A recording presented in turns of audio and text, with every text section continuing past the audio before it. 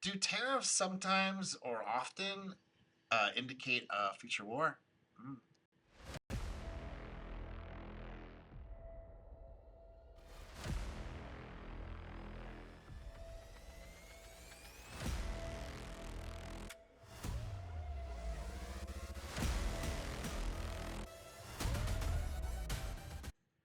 Hello, I'm Chris Lapidus.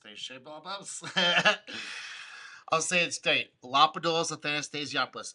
Tech support said they're coming out Tuesday to close that thing up. And finally, I'm going to play this video I found by Sarah Paine. She's really interesting professor, like very aware of like the situation in the world. She brings a different angle to the things. Some of the stuff she says is like it's obviously U.S. propaganda, but some of the other stuff, her analysis of previous events and what led up to them, is pretty actually on point.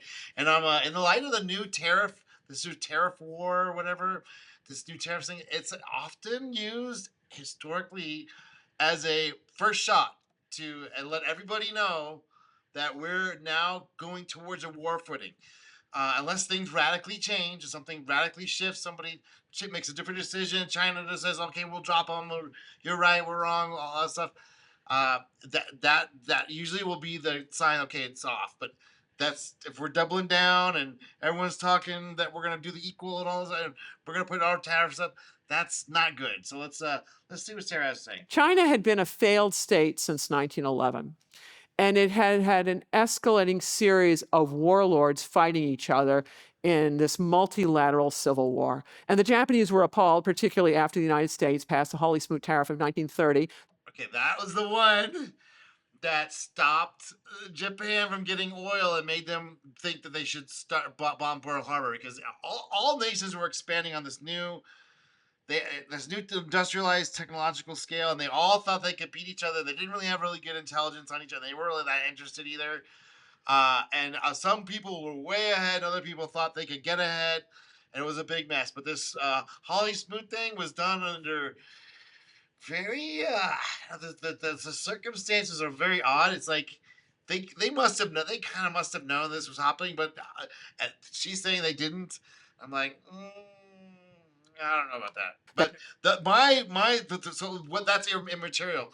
But these kinds of things, intentionally or not, over years lead up to hot conflicts. So Cut them off from that's my international point. trade, putting tariffs up to historic highs, and then everybody, of course, retaliates. So now everybody's got high tariffs. Well, here's trade-dependent Japan that's always cooperated with everybody, and suddenly they're toast. And so Right. their solution Because they were completely reliant on the oil systems.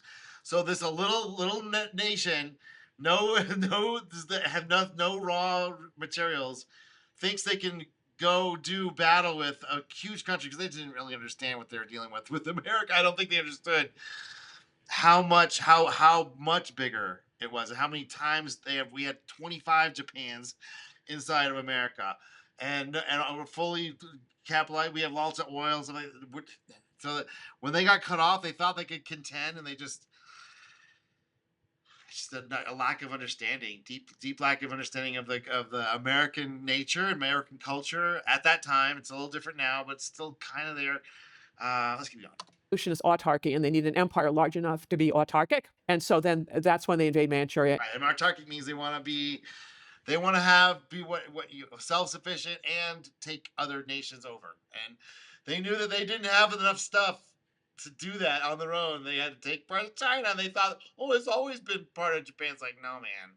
And then the Soviet Union's right there saying, what are you doing? We're right on the border, you know. We can come down here too, you know.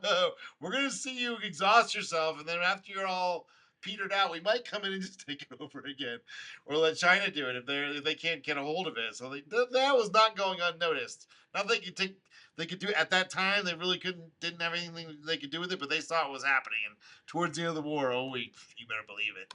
In 1931. So Chiang Kai-shek has all of a sudden lost this area from China that's greater than Germany and France combined. It's a mess. And so he's trying to balance what to do about Japanese versus communists. The Japanese don't quit with Manchuria. They stabilize the place. They make massive infrastructure developments. They transform it into the most developed part of Asia outside of the home islands, but they keep on going. And it gets so bad that the communists and the I wonder how long it would have taken them to get actually. They put all the investment in, but they said they were still gonna be years away from being productive. So it's like, okay, what was that all about? national Because they had to try, right? They had to try. They had that safe face. They were technologically advanced. They were, you know, westernizing and whatever. They had all the technology, all the capability, but they didn't have the raw materials to produce that or the people to produce it to go against the United States. Holy shit, man! nationalists form a second united Massive front. miscalculation. Well, they even in the face of miscalculation, it was the Japanese nature at that time to still go for it. And a lot of nations too, if they had the capability and the wherewithal and will, they were going for it. It wasn't that they're evil; it's just they were going for it. Everyone was going for it. Germany was going for it. Russia was going for it. Europe was going for it. Britain was going for it. America, they were really weren't. We didn't really want to go for it, but we were roped into it and propagandized. And when we went into it, we swamped all those. At that time, we swamped them all. And maybe still, I'm not. It's unclear. And that's what Sarah's like. You shouldn't be judging on some of these countries. It looks like they're small, but they can wallop you and cause you a lot of problems for many years. So be careful of that. Don't underestimate your enemy, and also the enemy needs to stop underestimating us. Like just because we're like laid back, and we just want to grill. We can be propagandized into doing all kinds of crazy stuff that I don't think anybody on the planet can stop it right now.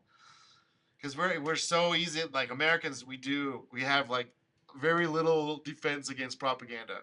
We haven't had all the wars and stuff happen on our soil recently, so we're open to propaganda. Because they're facing this lethal threat called Japan.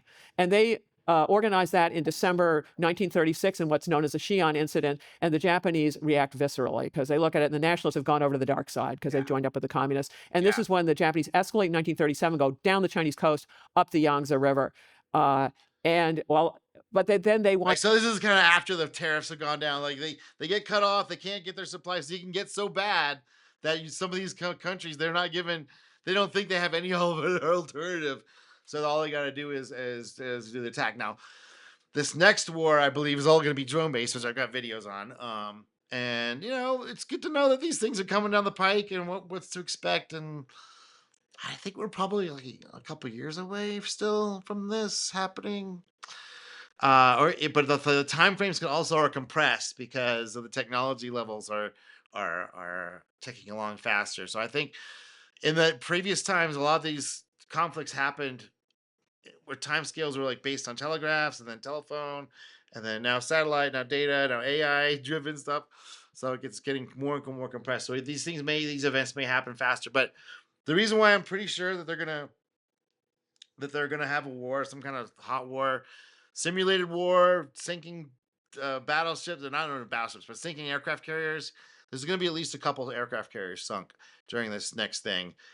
They're gonna have to do that kind of show of force in order to get people to like, oh, okay, there's this new. They're gonna split the world into three again, where there's gonna be China, Russia.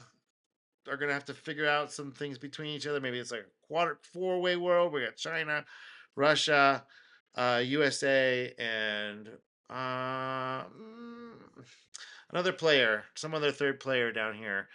I think it may be a four-way world. But the Orwell wants it says it's three, so the three is always going to be bounced off to each other. Um, so I think that's where they're headed for that, and so we're going from this monopolar world where the USA is the cop to like this more tri world. And I think they have to simulate a war, and also the simulated war will revitalize all of our economies. It'll bring all the factories back, even though mostly be technicians working in them. It'll still revitalize, and that may be a way for them to stave off this budget crisis that they're in.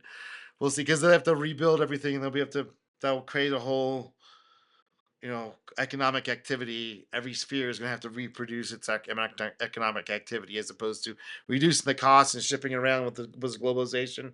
They're going to reverse it. So they're going to increase the cost in some ways and decrease the cost in other areas and deal with their financial issues and also have an excuse to have a budget of war, a military budget by having these borders between the worlds because the drone technology is going to allow this to happen because it's not going to rely on these huge aircraft carriers Aircraft carriers can dominate a region, but aircraft carrier is no longer going to be a thing. It'll be just these, autonomous, lurking, loitering, um, torpedoes that could just launch from the bottom or have swarmed in, and there's nothing these things can do with this technology. And that's the anti-drill stuff, which I've done a video on. All right, that's all. I just wanted to give a quick update, and I'll talk to you soon.